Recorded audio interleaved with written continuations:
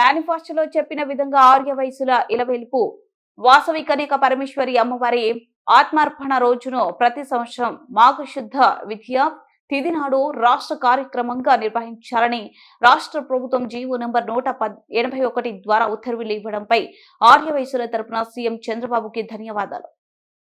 ఇలవేల్పు శ్రీవాసవి కన్యకా పరమేశ్వరి అమ్మవారి చరిత్ర కలిగిన అమ్మవారు. ఏదైతే ఆ అమ్మవారికి అందరిలాగా ఎలా అయితే ఏడుకొండల వెంకన్న స్వామి వారికి పట్టు వస్త్రాలు సమర్పిస్తామో ప్రభుత్వం తరపున, కనకదుర్గ అమ్మవారికి విజయవాడలో ఉత్సవాల్లో మనం ఎలా అయితే అమ్మవారికి పట్టు వస్త్రాలు సమర్పిస్తామో అలాగే ఆర్యవైశ్యుల కులవేల్పు ఇలవేల్పు అయిన శ్రీవాసవి కన్యకా పరమేశ్వరి అమ్మవారి ఆత్మార్పణ దినోత్సవం ని ప్రభుత్వం అధికారికంగా నిర్వహించండి సార్. ఆర్యవైశ్యులు అందరూ కూడా ఆనందపడతారు. ఆర్యవైశ్యులందరూ కూడా గర్వంగా ఫీల్ అవుతారు. దయచేసి ఆ రోజున ముఖ్యమంత్రి నారా చంద్రబాబు నాయుడు గారిని పెనుగొండలోని శ్రీ వాసవి కన్యకా పరమేశ్వరి అమ్మవారి దేవాలయం 2600 సంవత్సరాల చరిత్ర కలిగిన దేవాలయం నగరేశ్వర స్వామి ఆలయంలో శ్రీ పెనుగొండ కన్యకా పరమేశ్వరి అమ్మవారి ఆలయం ఉంది. ఆ ఆలయానికి వచ్చి మీరు పట్టు వస్త్రాలు సమర్పించాలి సార్ అని చెప్పని మేము అడగటం జరిగింది. సహృదయంతో ఆర్యవైశ్యుల మీద ఉన్న గౌరవంతో ఆర్యవైశ్యుల మీద అభిమానాన్ని చాటుకుంది ఎన్డీఏ ప్రభుత్వం. మేనిఫెస్టోలో పెట్టడమే కాకుండా ఆనాడు ముఖ్యమంత్రి చంద్రబాబు నాయుడు గారి ఆదేశాల మేరకు పవన్ కళ్యాణ్ గారు, లోకేష్ గారు చర్చించి కన్యకా పరమేశ్వర అమ్మవారి ఆత్మార్పణ దినోత్సవాన్ని